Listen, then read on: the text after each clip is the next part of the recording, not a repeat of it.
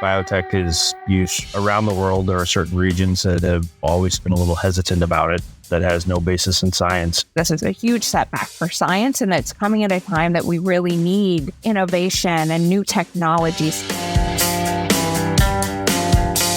Hello and welcome to the Cobcast, Inside the Grind with the National Corn Growers Association.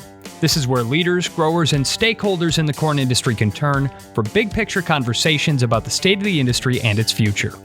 From the fields of the Corn Belt to the D.C. Beltway, we're making sure the growers who feed America have a say in the issues that are important to them, with key leaders who are shaping the future of agriculture. So make sure you're following this show in your favorite podcast app and sign up for the National Corn Growers Association newsletter at ncga.com. I'm Dusty Weiss, and today we're going to be talking about a topic that has been in the news quite a bit recently: trade with Mexico. Ever since Mexico issued a decree that banned genetically modified corn, there's been confusion and concerns from growers and policymakers alike here in the United States. And in this episode, we're going to talk about the ban as well as the dispute settlement process that was initiated by the U.S. We'll hear from experts on the issue about the steps being taken to reverse this measure and break down what this could mean for farmers. We'll also hear about the U.S. Grains Council's work to maintain relations in Mexico in a segment that is sponsored by Corteva today. But to start this conversation about trade, we are joined by Andrew Brandt, the Director of Trade Policy for the U.S. Grains Council. Andrew, could you tell us a little bit about why USGC is invested so much in this issue? Certainly. Well, thank you, Dusty, and thank you for having me on. This is my first time on the Cobcast, actually. So Mexico is our number one market year in, year out. For the last probably 2 decades almost, Mexico's been the number one market for U.S. corn. Certainly this decree, as originally written, and the updated version that came out in February of 2023, both give a significant pause and concern about what Mexico is trying to do to U.S. farmers' ability to utilize the latest and greatest technologies available in the toolbox. So if this decree were fully implemented and they did a ban on the importation of biotech corn, that would be very disruptive to the trade relationship, very concerning to us. Certainly a lot of things that are worth keeping track of there. And so we've got a big panel of people that we're talking to today. We're also joined by Christy Goodfellow, the Vice President of Trade and Industry Affairs for the Corn Refiners Association. Christy, same question to you. Why is CRA involved at this point? Well, let me start by just thanking you for the opportunity to be here talking about this issue. It's really important. It's a timely discussion, and I'm grateful to be here. The Corn Refiners Association represents all of the 7 companies who are operating wet mills in the United States. Those wet mills are refining about 15 to 20% of all of the U.S. corn production, and that production is being made into food and industrial products that are sent throughout the United States and throughout the world. The export markets are really important to our members. From the United States, they export about $3 billion annually, so that's a lot. And about a third of that production ends up in Mexico. So it's our largest export market. We're sending about $1.2 billion in refined corn products to Mexico annually. So there's a lot at stake here. On a more personal note, I had the opportunity to work on the USMCA negotiation from my position at USDA. And I think it's a great agreement. And I think its predecessor, NAFTA, was a great agreement. I think it served us well, and it will continue to serve us well if we continue to live by the agreement. There are also just good economic principles here that are pretty compelling. There are things that we can make and grow in the United States and do very well, including corn.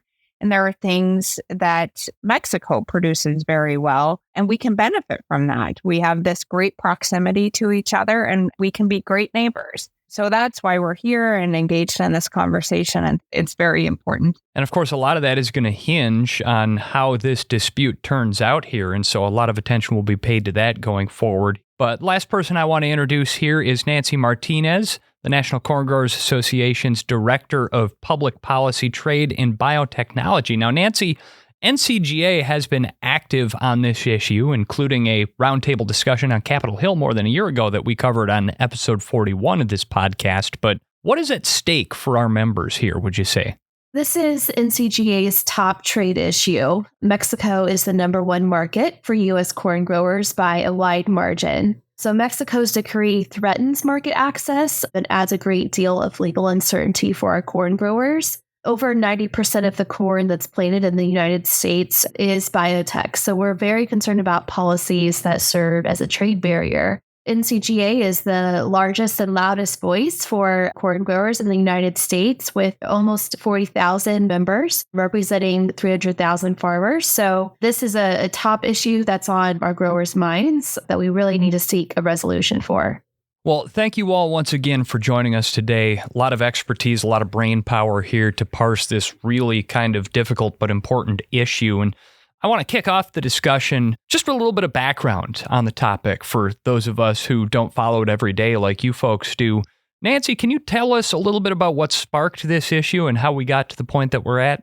Absolutely. So starting back in 2020, Mexico's president, referred to as AMLO, published a presidential decree that phased out biotech corn for human consumption by 2024. And this version of the decree was later modified in February 2023 and replaced all of the previous decrees, and it was effective immediately. So this February 2023 decree restricted biotech corn use for human consumption. It also included a Part 2 to phase out GM yellow corn used in animal feed.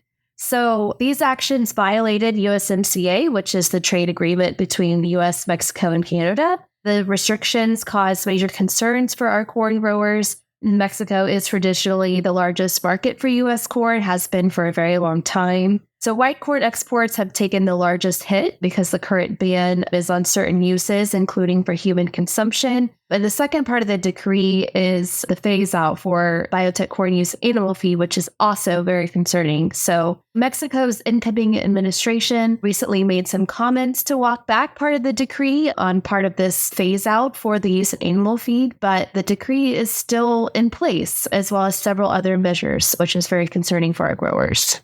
This is something that we've all been following for almost 4 years now, with the US and Canada pursuing actions to overturn the ban. How has that process, as it's set out under the US-Mexico-Canada agreement, looked so far?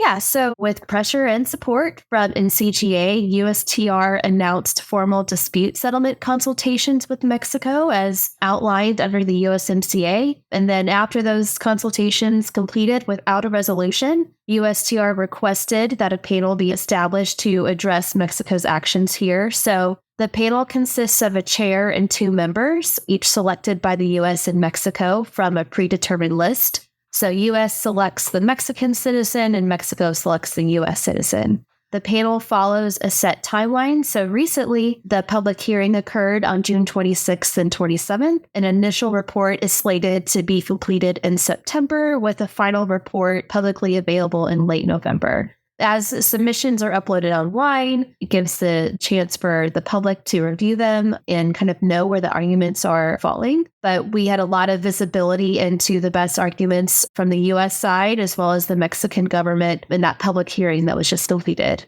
Now, the USMCA, of course, replaced NAFTA as a free trade agreement in North America. And so in a lot of ways, this is one of the most high-profile processes that has played out under the new agreement so far here. But it's safe to say that NCGA, the Corn Refiners Association, everybody who's got a dog in this fight is working all the levers that are available to them and taking this process as far as they can. Now, Christy, I know that this hearing took place a few weeks ago at the end of June. Can you recap for us what happened and what was said? Sure, happy to do that. And kind of building off what you were saying before about the sequencing of NAFTA in place before this, a lot of the legal arguments that we're talking about are not new to USMCA at all. They go back to NAFTA, and beyond that, they go back to the World Trade Organization. So these aren't little nuanced bilateral agreements that are in place. These are really fundamentals of our international trading system that are under discussion in this dispute. So that's something to keep in mind as you hear me summarize the legal arguments that are being made. The hearing process at this point, as Nancy was saying, the United States and Mexico have provided written submissions. They've responded to that in rebuttals. There have been a few non-government organizations that were granted permission to make submissions, and they have made submissions. So the hearing process is really an opportunity for the parties to kind of walk through verbally the arguments that they've presented in writing and to continue to respond to the comments of the opposing party. The hearing is also an opportunity for the panelists to ask questions and to gather information that wasn't necessarily provided by the party. And of course, people listen carefully to the questions that the panelists ask to try to infer what they might be thinking. So that's something that people talk about and speculate in news reporting on the hearing. Not to bore everyone and muddle this down, but let's stop and kind of clarify what exactly is being disputed in this case, because I think it's important. There are two aspects of the decree that the United States has chosen to challenge. The first is what is called the corn tortilla ban. And that effectively, as Nancy was saying, bans white GE corn that's imported to make doughs and tortillas. The second aspect of this is what is called the substitution instruction. And that in the decree is very vague instructions that over time, Mexico is to replace GE corn that's used for animal feed and for human consumption. There aren't really a lot of details in the decree about exactly how that will be done. The primary argument of the United States really relates to the USMCA agreement on sanitary and phytosanitary measures. So the United States points out that Mexico has not followed international standards, and there are international standards in place that relate to this measure. And countries don't necessarily have to follow the international standard. They can say, we want a different level of protection for whatever reason they come up with. And then they can move forward with doing a risk assessment that supports that new level of protection. But the United States argues that Mexico did not do any of those things to support this policy. Throughout and in several different ways, the United States also argued that the measure in place, which again is banning certain uses for GE products for human consumption, don't effectively respond to the goals that Mexico is trying to achieve or articulates that they're trying to achieve with this. And those goals are protecting native corn varieties, ensuring the livelihood of indigenous persons, encouraging biodiversity, and some others. But again, the United States says these trade measures aren't going to help you achieve those outcomes. And there's some discussion about what would better serve Mexico if they were in fact trying to achieve those outcomes. In response to the U.S. argument, Mexico brought forth a whole cadre of scientific information. It's really quite all over the place, but just to name a few areas that they brought in research, scientific information on transgenic proteins, antibiotic resistance, unintended gene expression, nutritional deficiencies, biodiversity. So in some cases, the United States challenged the science itself and the finding in those research. In some cases, the United States said that research wasn't really relevant to the dispute. In some cases, they said, yeah, that's interesting and great. And had you done a risk assessment, that would have been taken into consideration. To give you, just one example of this, Mexico argued that Mexicans eat more corn than anybody else in the world, and that has to be taken into consideration. And the United States says, yes, in fact, that was and would be taken into consideration as part of the normal risk assessment. So that's just kind of a flavor of the discussions that are going on back and forth in these hearings. Nancy, I'd be interested to hear if you have any additional thoughts or if any of the lines of questioning from the panelists stuck out to you. I know some that were reported on and might be interesting. There were questions related to the sequencing of events in Mexico, when the actual policies came about and trying to figure out maybe, which came first, the policy or the science. There was also some questioning that might give the United States a little bit of heartburn because they were arguing that these issues weren't related to the dispute like U.S. corn consumption. And so those were just a few of the questions that people are discussing related to the panelist questions, but interested, Nancy, if you have any other thoughts. Yeah, that was a great rundown and summary, Christy. I do want to go back to something that you said about Mexico's recurrent argument that they consume more corn than anywhere else in the world, and therefore they're at a higher risk of exposure. And as Christy said, and I'll just, say it again, that is a part of a risk assessment to factor in that consumption and that exposure amount. So that's already a part of the international standards. and would have been a part of Mexico's risk assessment if they had done one. Another thing that stood out to me in the hearing is Mexico makes an argument about protecting their native corn varieties. And the U.S. responded, I thought, very appropriately to highlight the fact that Mexico has not been taking measures to protect those native corn varieties, such as putting in spatial regulations or physical barriers or public awareness campaigns. And instead, they've taken a trade restrictive measure. So I thought that was an argument that the U.S. really stood out on. And just to go back to something that Christy said too about the sequencing of events, the panelists were asking specifically from the Mexican lawyers, were there several drafts of the decree? Was there an agency that was tasked with writing the decree? Was it shared with other agencies? And the Mexican lawyers were not really able to answer with a lot of detail about the origin of the decree, which I felt was very indicative. And just as a reminder, the U.S. government has made several good arguments showing that Mexico's own regulatory agencies had approved a lot of biotech traits, especially from the corn side, only to reverse those policies immediately. So Mexico is acting kind of against their own regulatory system. So those are just a few things, too, that I saw from my lens from the hearing. So I think to summarize here, it seems fair to say that a lot of this particular effort originated with one person, Mexican President López Obrador, who issued the decree. And then everything that has just kind of followed that is kind of the tail wagging the dog, essentially. The arguments, the quote-unquote science are just trying to backfill and support that decree. And they're just throwing everything and the kitchen sink at it to try to do that. But I know Nancy touched on this a little bit earlier. Mexico now has a new presidential administration coming in. President López Obrador is on the way out. President Claudia Sheinbaum is on her way in. So I wanted to jump back to you, Christy.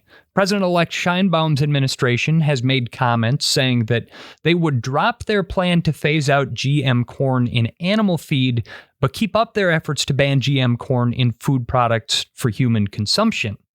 Now, given that Corn Refiners Association's products are in the human consumption category, how are you feeling about this new tack from the incoming presidential administration? I can't imagine that this feels like much of a win from your perspective. Yeah, it's been interesting to see how quickly and specifically the new administration has come out with a policy on corn and corn trade. I can't say I understand the strategy behind that. But, in the last couple of weeks, shortly after the new Secretary of Agriculture was named, he's conducted several interviews where he's talked very specifically about corn policy. He also had a tweet that had 5 very specific points on their corn policy. So that's been interesting. Specifically on the animal feed, I don't know if it actually constitutes a huge shift. I think it constitutes an acceptance of the reality that Mexico can't actually replace all of the imported corn without completely decimating their livestock sector, which is really reliant on that. What's in the decree is this instructions to substitute over time. Effectively, the new Secretary of Agriculture, Biotech, is talking about continuing to develop production in Mexico, and they will continue importing and replace imports as they are able to with their own domestic production. It is reassuring that they don't envision doing something radical here, but it's... Well, radical or destructive. Destructive, even. Yeah, exactly. What is more concerning and seems like a bigger shift is some statements that they've made alluding to continue to ban GM products for human consumption. And some of those comments have alluded to going beyond the current scope, which is pretty narrowly on dough and tortillas.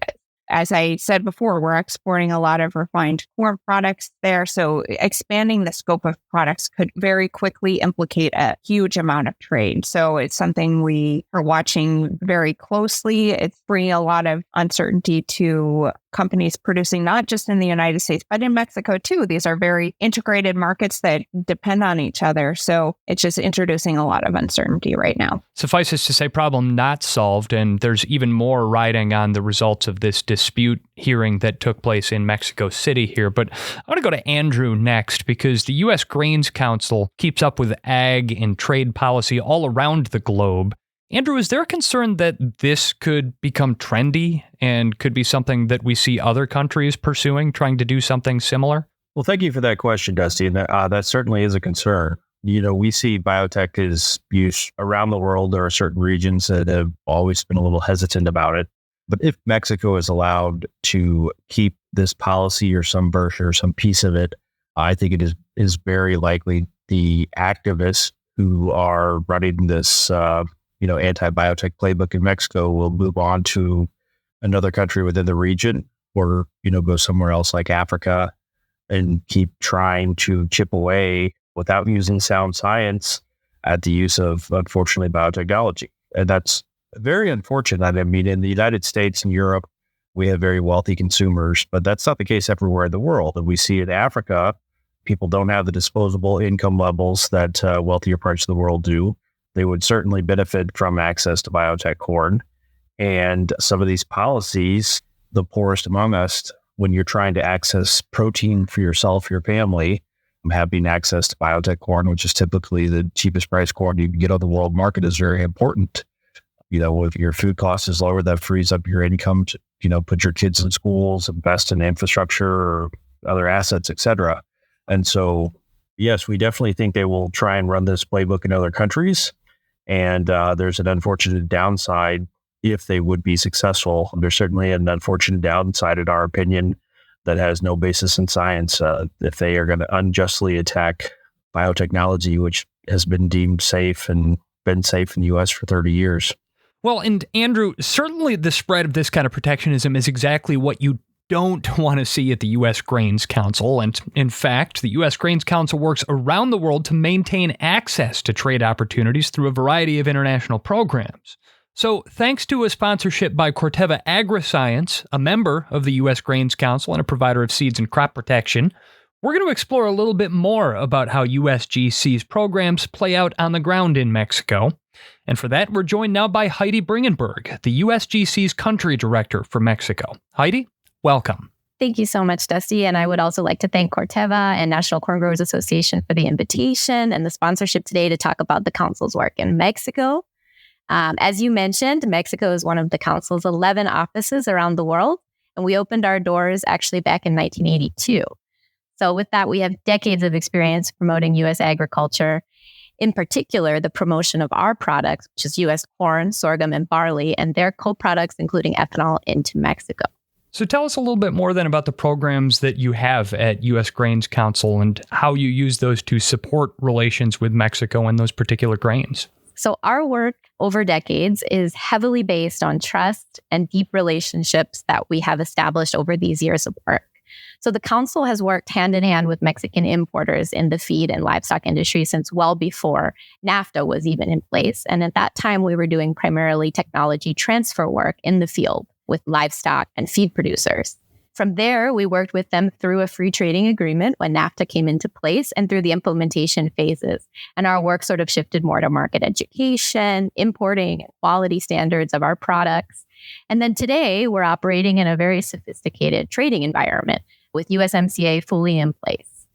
Mexico has been the largest market for our products for several years. And this year, for corn in particular, we are on track for a record importing year of close to 22 million metric tons. So that's incredible. With NAFTA, just to give a little bit of comparison, that consumption didn't reach 2 million tons. Oh, wow. So the Council programs and work with importers has served not only to really accelerate the complementary relationship that we see with our end users around corn, but also it's been a celebration of livestock producer growth.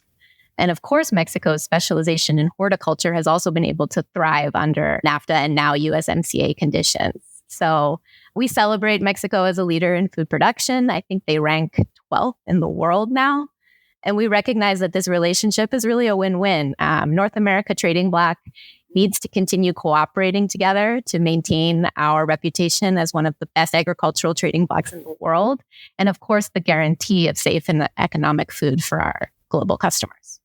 When it comes to fostering trade relationships, I know a lot of that is the kind of behind the scenes work that doesn't necessarily get a lot of headlines or a lot of parades. So much of it is just showing up. It's being present. It's building relationships. It's finding ways to make things work for other people. But I'd love to hear some stories from your perspective about what it's like to do that kind of work, what it's like being on a trade mission, and what you feel some of the really big notable wins have been. We at the council love to say that boots on the ground is why we're here, why we have these offices and physical presence, because the relationships are extremely important. And for a market like Mexico, where face-to-face still very much matters, showing up, being there, and representing our products physically is extremely important to our mission and why we're here. And I would say our membership of the U.S. Grain Council plays a critical role in showing up. So it's not just me speaking for our products, but it's our members speaking for their products face-to-face now. So with that, our trade missions, I would say, are probably one of the most important components of the work that I facilitate here. They can involve everything from meetings with major importers, with the feed and livestock associations, but also sometimes with government officials to provide education on how trade works, how it has typically worked, how it should work, and why it is so important for our economies and for food security. For example, our Mezal mission to Mexico brought together corn producers from Brazil, Argentina, and the United States. This group of producers together represents over 80% of corn exports. And the vast majority of those exports are GM product. And so having the producer voice is always extremely critical, especially when we're having meetings with folks in government or from organizations that potentially don't understand agriculture, because their voice is the trusted voice.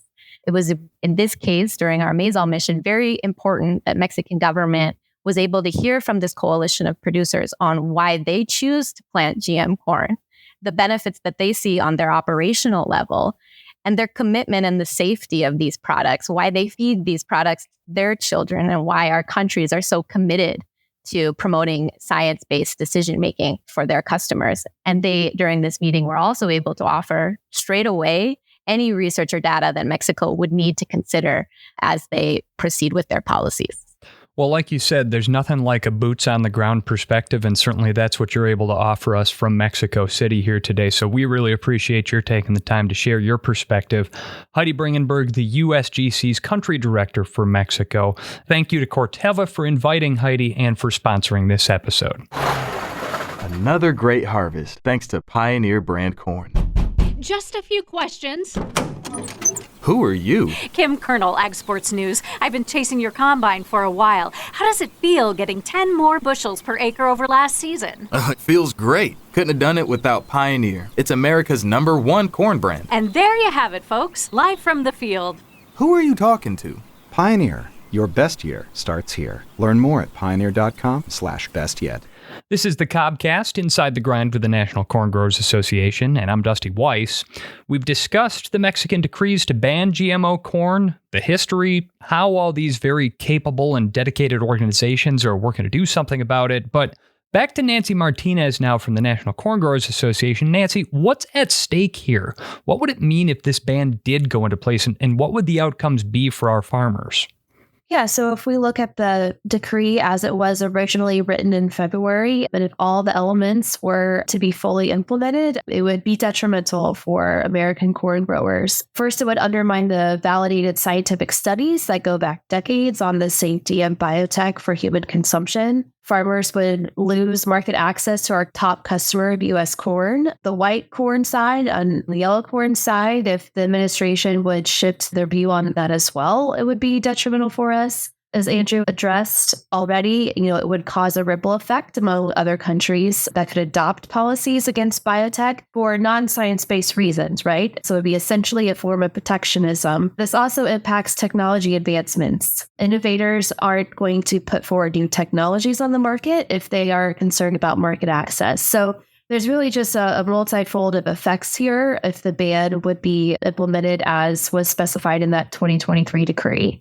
I think while this topic has certainly gotten a lot of news coverage lately, something that we see getting even more coverage right now is climate change and is environmental impacts and concerns that are raised. Nancy, I know you touched on the agronomic impacts that bans like this could have, but I think it's probably not going to shock anybody if I say right now that outside the agriculture community, most people aren't really well informed about what GMOs are or why they're important from an agronomic perspective. Can you recap that for us? How did genetic modification become such an essential part of agriculture? Yeah, great question. Biotechnology is ripe with benefits. That's why it's so widely adopted. So first, it makes crops more sustainable because it requires less inputs and less tillage. Reducing tillage improves soil health. So that is a huge win for sustainability. Biotech also makes crops more resilient to weather challenges and improves ability to withstand drought. So as there is uncertainty with precipitation, flooding, with drought, biotech can really be a way to address those issues. Biotech crops are also more cost-effective and boost farmers' yields. So they're designed to also maximize the presence of the desired nutrient. And to put it in a final sort of summary, biotech has made our crops healthier, more sustainable, and more resilient. And that's why they're so widely adopted in the United States. Of course, you can point to the science all day, but if somebody read something on the internet last week that said differently, they might have a different opinion about it. The concerns about safety are still out there, and ultimately, that's what's adding fuel to the fire on these restrictions. How do you reassure people that these products are safe? Yeah, there's overwhelming consensus from scientific experts and scientific authorities from around the world, not just from the United States, that GMOs and biotechnology is safe. There's been more than 1,700 studies on GMO safety and hundreds that have been independently funded with zero incidences of harm to human health. But I think it's important to also note that the Mexican population has been consuming GM corn for decades and only now has decided that it is not safe for consumption. So in the US as well, we have a rigorous and thorough regulatory review system designed with consumer safety in mind. So, all of these factors together really just hammer home the message that the science is on our side with GMO safety. So at this point, we're all looking ahead to the next step in the trade dispute process, and that's the final public report that'll be published in November. I know it's sort of anybody's guess as to what's going to happen, but if you had a magic 8-ball, what do you think that we're going to see in that report? Starting with you, Nancy. First, I would say that the science is on our side for the corn industry and for GM corn. So, we are confident and supportive of the U.S. positions, and we thought that they really made the best case possible, evident in the public hearing. We're hopeful going into that final report, and we look forward to it hopefully being on time, but we want the decision to be respected, and we want action to happen after that decision. Christy, we'll give you and the corn refiners last word on this one. What do you think happens when we see the report in November, and where do we go from there? I think these reports can be anyone's guess. You just don't know what's in these panelists' heads, and it's kind of a wild card, and it's hard to make any specific predictions. I do agree with Nancy that the U.S. argument seems very compelling here. My larger fear and maybe suspicion is that this could very easily become a chronic bilateral issue that we have to deal with. And you've seen some of those other play out, like our issues with Canada dairy or Mexico and Canada's issues with U.S. country of origin labeling on beef. These issues get litigated, but they don't go away. They just manifest in different ways, and there's just continue engagement for decades on these issues. And that's why I think it's really important that we try to fix this issue now so it doesn't become one of those issues. It has not been. Mexico has had policies in place for decades that have allowed these products. So we want to get back to that. We don't want to start down this path of making this a chronic issue that we have to deal with, an issue that adds this ongoing uncertainty to our businesses operating in North America. These kind of disputes really influence people's perspective on trade. People aren't sitting around drinking their coffee and talking about the benefits of integrated markets and the wider benefits of trade. They're talking about these disputes because that's what's in the news and that's what they're hearing tidbits from.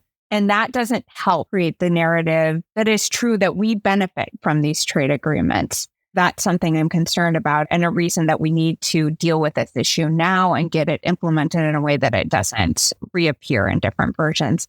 And as Nancy says, this is a huge setback for science, and it's coming at a time that we really need innovation and new technologies to help deal with these new issues that we're dealing with now related to supply chain resilience and climate change and other environmental problems that we're having. So it's really a setback for science. So I hope we can overcome this in the context of the dispute and move on in a positive and constructive way.